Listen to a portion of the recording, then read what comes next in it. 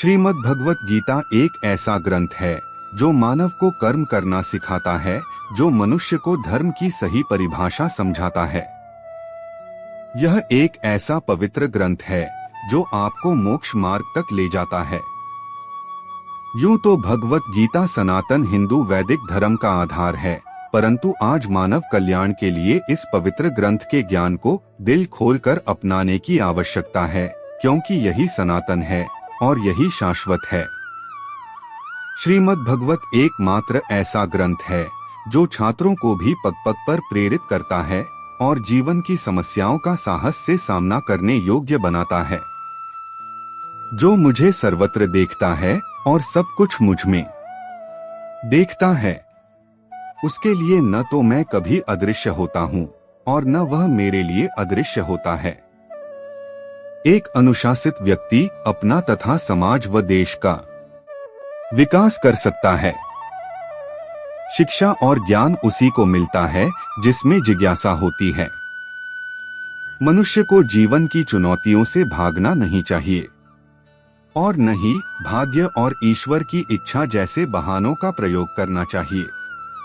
आत्मज्ञान की तलवार से अपने हृदय से अज्ञान के संदेह को काटकर अलग कर दो। उठो, अनुशासित रहो। जो पैदा हुआ है उसकी मृत्यु भी निश्चित है।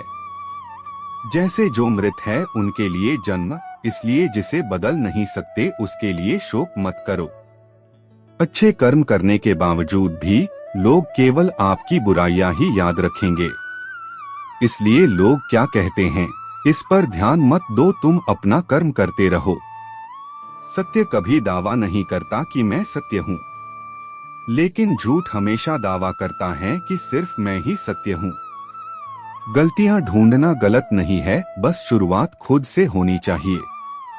अच्छी नियत से किया गया काम कभी व्यर्थ नहीं जाता और उसका फल आपको जरूर मिलता है, जिससे किसी को कष्ट नहीं पहुंचता तथा जो अन्य किसी के द्वारा विचलित नहीं होता। जो सुख दुख में भय तथा चिंता में संभाव रहता है वह मुझे अत्यंत प्रिय है। क्रोध से मनुष्य की मति मारी जाती है, यानी मूढ़ हो जाती है, जिससे स्मृति भ्रमित हो जाती है। स्मृति भ्रम हो जाने से मनुष्य की बुद्धि नष्ट हो जाती है और बुद्धि का नाश हो जाने पर मनुष्य खुद का अपना ही नाश कर बैठता है। जो मनुष्य सुख और दुख में विचलित नहीं होता है, दोनों में संभाव रखता है, वह मनुष्य निश्चित रूप से मुक्ति के योग्य है। आत्मा को न शस्त्र काट सकते हैं, न आग उसे जला सकती है, न पानी उसे भिगो सकता है, न हवा उसे सुखा सकती है। ध्यान का अर्थ है भीतर से मुस्कुराना और सेवा का अर्थ है इस मुस्कुराहट को औरों तक पहुंचाना। हृदय से जो दिया जा सकता है वो हाथ से नहीं, और मौन से जो कहा जा सकता है वो शब्द से नहीं। समय और भाग्य दोनों परिवर्तनशील है, इन पर कभी अहंकार नहीं करना चाहिए। सुकून संसार की सबसे महंगी वस्तु है, जो केवल आपको प्रभु की भक्ति से ही मिलेगी। मनुष्य की मानवता उसी समय नष्ट हो जाती है जब उसे दूसरों के दुख में हंसी आने लगती। अगर भगवान तुम्हें ज्यादा इंतजार करवा रहा है तो तैयार रहना, वो उससे कहीं ज्यादा देने वाले हैं जितना तुमने मांगा था। मन को प्रभु के साथ जोड़ दो, जहाँ प्रभु जाएं वहाँ मन जाए और जहाँ मन जाए वहाँ प्रभु साथ रहें। मुश्किलें केवल बेहतरीन लोगों के हिस्से में आती है, क्योंकि वही लोग उसे बेहतरीन तरीके से अंजाम देने की ताकत रखते हैं।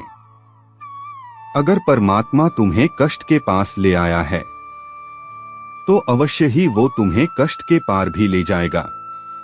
जो भी हुआ अच्छा हुआ, जो हो रहा है अच्छा हो रहा है, जो भी होगा अच्छा होगा।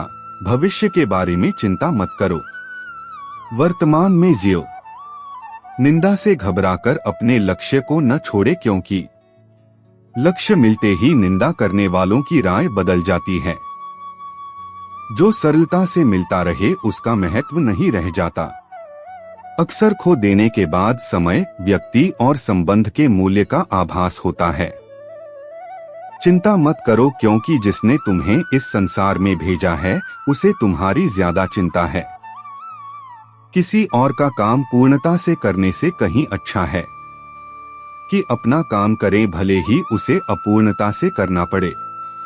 उस दिन हमारी सारी परेशानियां खत्म हो जाएगी, जिस दिन हमें यकीन हो जाएगा कि हमारा सारा काम ईश्वर की मर्जी से होता है।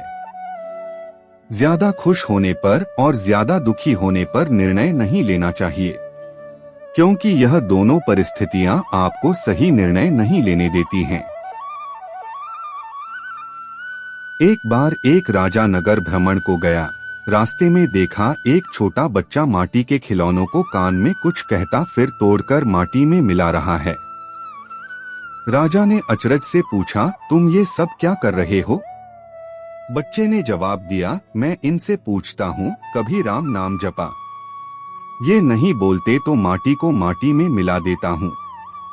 राजा ने सोचा, इतना छोटा सा बच्चा, इतनी ज्ञान की बात। राजा ने बच्चे से पूछा, तुम मेरे साथ मेरे राजमहल में रहोगे? बच्चे ने कहा, जरूर रहूंगा, पर मेरी 4 शर्त हैं। जब मैं सोऊं तब तुम्हें जागना पड़ेगा। जब मैं भोजन करूंगा तुम्हें भूखा रहना पड़ेगा। मैं कपड़े पहनूंगा मगर तुम्हें नग्न रहना पड़ेगा। और जब मैं कभी मुसीबत में हो तो तुम्हें अपने सारे काम छोड़कर मेरे पास आना पड़ेगा। अगर आपको ये शर्तें मंजूर हैं तो मैं आपके राजमहल में चलने को तैयार हूँ। राजा ने कहा, ये तो असंभव है।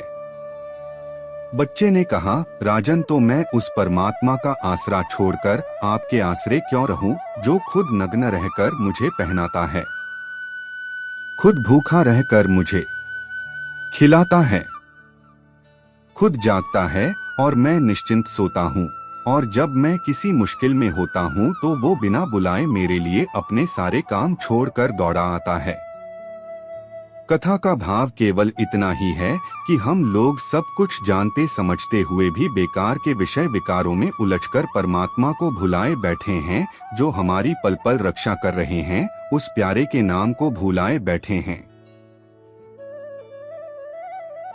कुछ लोग अपने अधिकार के लिए तो संघर्ष करते हैं, परंतु अपने कर्तव्य को भूल जाते हैं। दुख का मूल कारण ही यही है कि सुख की तलाश में बाहरी दुनिया में भटकते रहना। ईश्वर की शरण में निस्वार्थ भाव से जाएं, क्योंकि आपको क्या चाहिए उन्हें पता है। जो सरलता से मिलता रहे उसका महत्व नहीं रह जाता। अक्सर खो देने के बाद समय, व्यक्ति और संबंध के मूल्य का आभास होता है। बिना मुहूर्त के जन्म लेता है और बिना मुहूर्त के ही दुनिया से चला जाता है। फिर भी इंसान अच्छे मुहूर्त के पीछे भागता रहता है। अगर विचार हमारे अच्छे हो और व्यवहार हमारे सच्चे हो तो कोई भी कार्य बुरा नहीं हो सकता। अगर आप क्रोध के समय थोड़ा सा धैर्य रख ले तो आप कम से कम 100 दुख भरे दिनों से बच सकते हैं। जीवन में सब कुछ खत्म होने जैसा कुछ भी नहीं होता। हमेशा एक नई शुरुआत हमारा इंतजार कर रही होती है। यदि तुम्हारे अंदर खुद को बदलने की ताकत नहीं है तो तुम्हारा कोई अधिकार नहीं कि तुम भगवान या भाग्य को दोष दो। समय जब पलटता है तो सब कुछ पलट देता है। इसलिए अच्छे समय में घमंड ना रखे और बुरे वक्त में सब्र रखना ना छोड़े। सम्मान हमेशा समय और स्थिति का होता है, पर इंसान उसे अपना समझ लेता है। किसी और का काम पूर्णता से करने से कहीं अच्छा है कि अपना काम करें, भले ही उसे अपूर्णता से करना पड़े। जिस इंसान के सच्चे होने की गवाही आपका दिल दे, वो इंसान कभी भी आपके लिए गलत नहीं हो सकता। अगर साफ नियत से मांगा जाए तो ईश्वर नसीब से बढ़कर देता है। दान करना और भूल जाना दान की सर्वोच्च प्रक्रिया है। की गई दान की गणना तुम्हारे दान को तुच्छ बना देता है।